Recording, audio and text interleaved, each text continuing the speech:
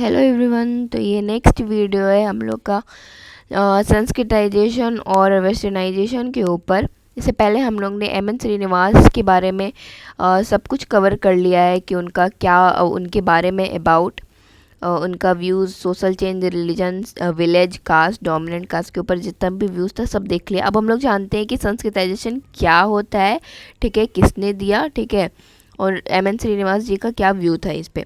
सबसे पहले तो अबाउट पे आते हैं कि संस्कृताइजेशन किसने दिया। तो एम एन श्रीनिवास जी ने दिया है सबसे पहले तो, ठीक है। और इसका जो यहाँ पे ना ये दूसरा पॉइंट, यहाँ पे ये पूरा डेफिनेशन लिखा हुआ है, तो आप अपने एग्जाम में एज इट इज़ यूज़ करोगे तो ज़्यादा अच्छा लगेगा। अगर याद हो सकता है तो करो, नहीं तो फिर इसको तोड़ तोड़ के भी लिख सकते हो। मैंने ऐसे लिखा है क्योंकि मुझे लगता है कि मैं एज इट इज़ यूज़ करूँगी, ठीक है। अब उसके बाद इनका बुक था एक, religion and society among कुक्स of south India, ठीक है। तो ये बुक जो है ना हमको बहुत अच्छे से जो है संस्कृताइजेशन के बारे में बताता है। ये बुक क्या बताता है कि जो कुक्स एक जगह है, ठीक है, वहाँ पे जो है ना डिफरेंट कास्ट के लोग हैं, ठीक है, और वो लोग जो है ना वर्शिप करते हैं रिवर का वर्शिप करते हैं। तो सबके सब ना एक ही तरीके से वर्शिप करते हैं, एक ही तरीके का। तो उससे हम लोग को पता चलता है ना कि यहाँ पे एक, मैंने पिछले क्लास में बताया था ना कि यहाँ पे इंटरेक्शन है रिचुअल्स में डिफरेंट कास्ट के द्वारा, ठीक है। और ये क्या लेके आ रहा है, फंक्शनल यूनिटी लेके आ रहा है इसके मदद से, ठीक है। तो इससे हमको संस्कृताइजेशन के बारे में पता चलता है। उसके बाद जो है संस्कृताइजेशन जो है फील्ड वर्क जो है सोशोलॉजी में लेके आया है। हमारा संस्कृताइजेशन क्या लाया है, सोशोलॉजी में फील्ड वर्क लेके आया है, ठीक है। और ये जो है संस्कृताइजेशन जो है ज़्यादा फास्ट मतलब होने लगा, मतलब ज़्यादा तेज़ी से फैलने लगा। कब? तो ब्रिटिश के आने के बाद जो संस्कृताइजेशन और तेज़ी से फैलने लगा, ठीक है। ये हो गया अबाउट। अब हम लोग देखते हैं कि जो कोर्स ऑफ स्टडी जो हुआ था एम एन श्रीनिवास जी के द्वारा, ठीक है, तो उसमें क्या पता चलता है। उसमें पहले हम लोग पता चलता है कि जो लोअर कास्ट के लोग हैं वो लोग जो है ना मीट और लिकर एंड एनिमल सेक्रीफाइस को क्या कर रहे हैं, गिव अप कर रहे हैं, ठीक है। क्यों कर रहे हैं? तो क्योंकि वो लोग जो है ना ब्राह्मण्स लोग की तरह जो है खुद को करना चाह रहे थे, ठीक है, ताकि वो लोग भी जो है, उन लोग का भी जो मतलब लोअर नीचे नज़र से देखा जाता है तो उन लोग को ऊपर नज़र से देखने लगे सब लोग, इस वजह से ऐसा कर रहे हैं, ठीक है। वो लोग इमिटेट कर रहे थे ब्राह्मण्स लोग को, ठीक है। अब ये ऐसा करने के बाद कुछ टाइम के बाद जो है क्या होगा, उनको लगता था कि वो ब्राह्मण बन जाएंगे, ठीक है। पहले लेकिन देखा जाए तो पहले ब्राह्मणिज्म पहले आया, मतलब पहले जो है ना लोग सिर्फ ब्राह्मण्स लोग को ही फॉलो करते थे, ठीक है। लेकिन बाद में क्या हुआ कि संस्कृताइजेशन आया। संस्कृताइजेशन क्या है कि वो डोमिनेंट कास्ट को इमिटेट कर रहे हैं, ओनली ब्राह्मण्स को नहीं कर रहे हैं, डोमिनेंट कास्ट को कर रहे हैं, ठीक है। अब इसका संस्कृताइजेशन का फीचर्स देखते हैं हम लोग। फीचर्स क्या क्या है, तो ये जो है पोजीशन को इम्प्रूव करता है, कुछ वर्णा के पोजीशन को, जैसे कि शूद्रास वैश्यास की पोजीशन को थोड़ा अपर करता है। फिर ये जो है great tradition, source of great tradition है, मतलब जो हिंदू का जो ग्रेट ट्रेडिशन है उसका सोर्स है ये, ठीक है। उसके बाद जो है ये इम्प्रूव करता है स्टेटस को, फाइनेंशियली बेटर करता है, ठीक है, लोगों को। और फिर ये जो हिंदू स्पेस में देखा जाता है स्पेशली, मतलब सिर्फ और सिर्फ हिंदू स्पेस में ही देखा जाता है, लेकिन हालांकि एम एन श्रीनिवास जी ने कहा कि ये जो अदर रिलीजन में भी ऐसा दिखने को मिला है, ठीक है। और फिर ये पता चलता है कि डीसंस्कृताइजेशन भी होता है, जैसे कि पंजाब, मतलब कि डीसंस्कृताइजेशन मतलब ये क्या कहना चाह रहे हैं, ये कहना चाह रहे हैं कि जैसे पंजाब है, ठीक है, तो पंजाब में ना वेस्ट साइड पे तो आपको पता है पाकिस्तान है, तो वहाँ का इन्फ्लुएंस है।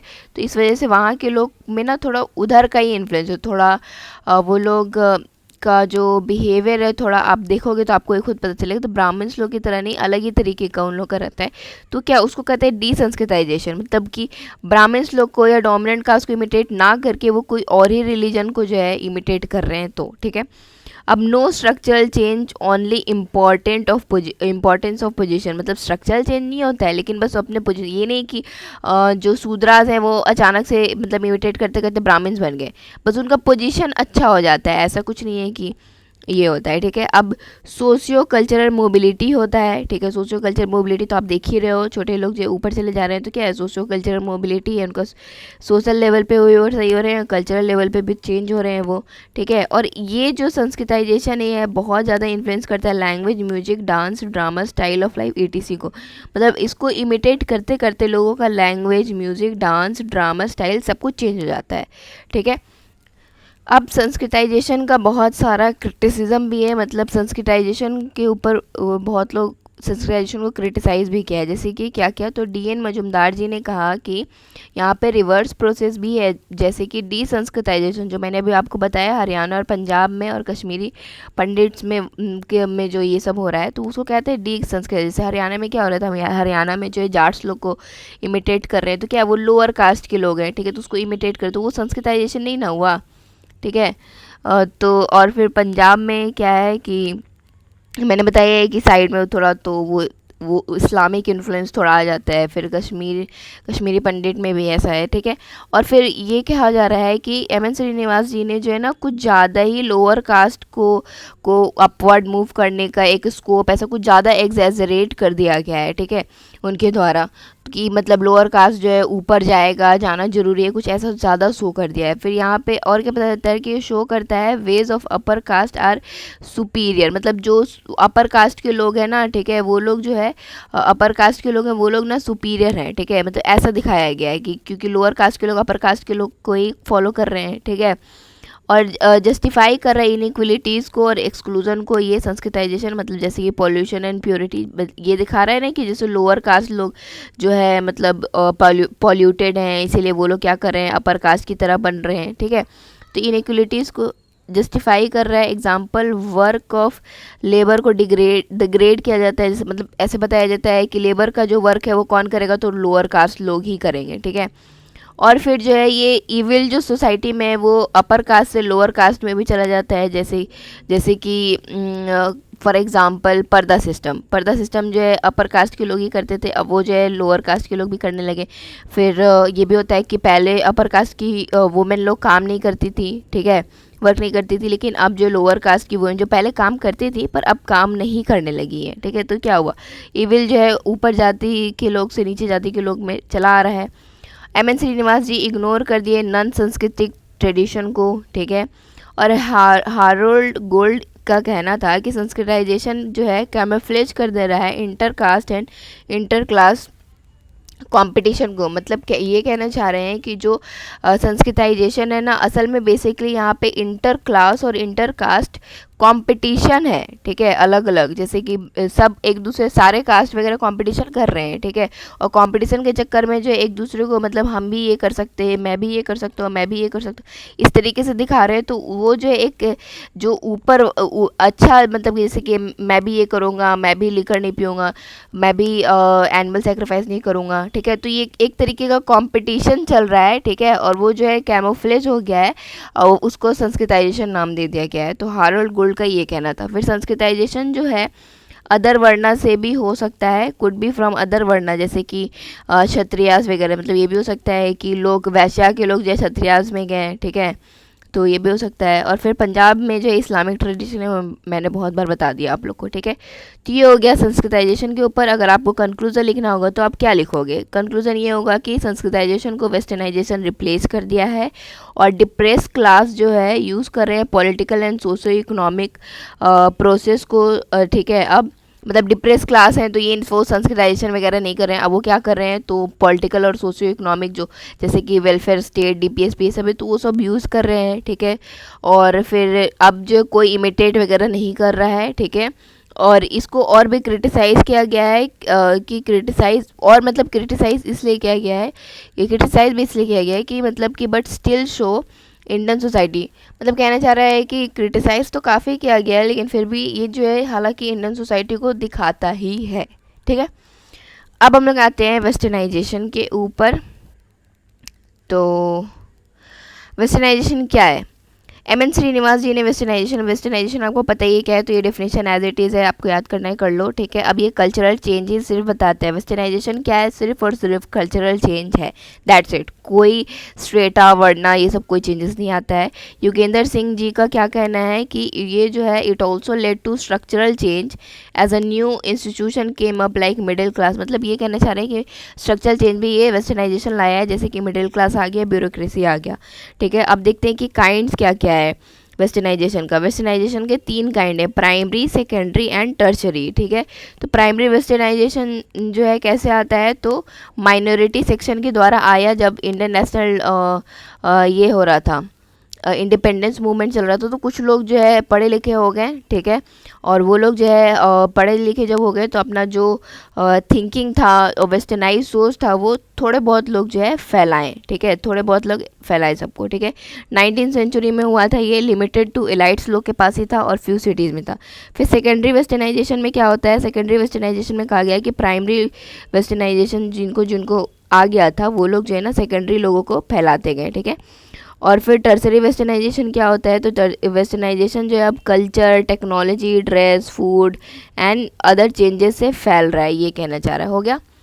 अब देखते हैं कि और क्या किया गया है। तो और कहा गया कि पीपल जो वेस्टर्न हो सकता है क्लॉथ्स में, मतलब जैसे मान लो अगर कोई है बहुत वेस्टर्न क्लॉथ पहन रहा है, ठीक है, लेकिन उन लोग का हो सकता है कि दिमाग अभी भी जो है छोटा हो, ठीक है, मतलब उन लोग का डेमोक्रेटिक इगलिटेरियन वैल्यू नहीं हो उनके दिमाग में, तो ऐसा भी हो सकता है। मतलब वेस्टर्नाइजेशन इज इक्वल टू ये नहीं होता है कि वो लोग काफ़ी रैशनल और बहुत अच्छे थिंकिंग के हो जाएंगे, ऐसा कुछ नहीं है, ठीक है। एम एन श्रीनिवास जी ने कहा है ज़्यादा प्रेफर किया मॉडर्नाइजेशन, क्यों? क्योंकि उनका मॉडर्नाइजेशन से रैशनलिटी आता है, वेस्टर्नाइजेशन से रैशनलिटी नहीं आता है, इनका ये कहना था।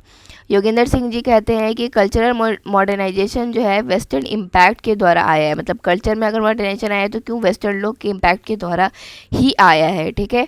अब expansion of education, industrialisation and urban communication, ये सब क्या है? ये सब मॉडर्नाइजेशन है, इनका ये कहना था, ठीक है। अब देखते हैं कि वेस्टर्नाइजेशन से क्या इम्पैक्ट पड़ा, तो अननेसेसरी रिचुअल्स को जो है छोड़ दिया गया, ये मतलब जो नेसेसरी नहीं है। फिर बिलीफ सिस्टम चेंज हुआ, जैसे कि चाइल्ड मैरिज वगैरह को बोला गया कि फालतू चीज़ है भाई। फिर सोशल रिफॉर्म आया, जैसे कि विडो, सती वगैरह ये सब को हटाया गया। आर्ट एंड आर्किटेक्चर में भी चेंजेस है, जैसे गंधारा स्टाइल, फिर रवि वर्मा, रविन्द्रनाथ टैगोर जी, ये लोग जो है मतलब और बढ़ाए हैं। फिर एजुकेशन में जैसे कि गुरु शिष्य पहले था इंडिया में, अब वो जो है गुरुकुल वगैरह सब हट गया है। इकोनॉमिक सिस्टम में जैसे कि जजमानी सिस्टम को हटा दिया गया पूरा पूरी। कम्युनिकेशन में क्या है, तो कम्युनिकेशन मीडिया जो है कैरी आउट किया संस्कृताइजेशन को और फैलाया। फिर नेशनलिज्म में क्या क्या है, तो वेस्टर्न जो है रिस्पॉन्सिबल था नेशनलिज्म को लाने की वजह, मतलब इंडिया में बेसिकली क्यों आया है नेशनलिज्म, क्योंकि वेस्टर्न लोग आया और वेस्टर्न लोग का जो देखे हम लोग कि वहाँ पे ये हो रहा है लिबर्टी, इक्वलिटी, तो उससे हम लोग जो नेशनलिज्म ये सब आया थिंकिंग हम लोग के दिमाग में वेस्टर्नाइजेशन की वजह से। और सोशल मोबिलिटी तो होता ही है, ठीक है।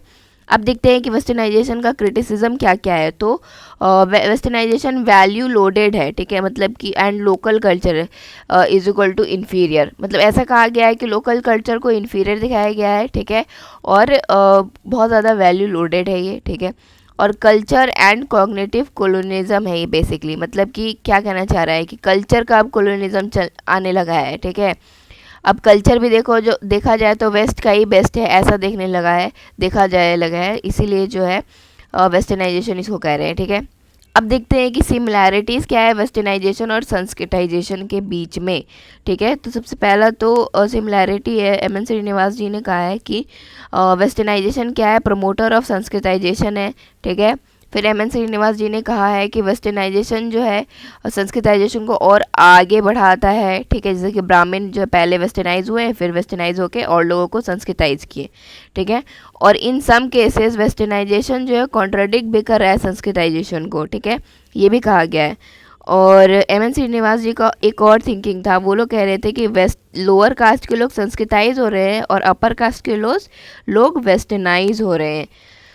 तो इतना कुछ था एम एन श्रीनिवास जी ने दोनों के ऊपर कहा है। ये आपको एसेंशियल सोशोलॉजी जो बुक है उसमें मिल जाएगा, और भी एक्स्ट्रा इसमें वैल्यू एडेड मटेरियल मैंने ऐड किया है बहुत सारे जगह से लेके, जितनी भी जगह से लिया है मैं उसको थैंक यू बोलती हूँ, मुझे इतना नॉलेज दिया ताकि मैं आप लोग को और आगे बता सकूँ, ठीक है। अगर आपको अच्छा लगे तो लाइक कमेंट शेयर सब कुछ करना, ठीक है। और भी आपको आगे का वीडियो चाहिए तो आप कमेंट में लिख दो, और अगर नोट्स चाहिए तो मेरे टेलीग्राम पे है, आप जो है कमेंट करो, मिल जाएगा, ठीक है। Thank you.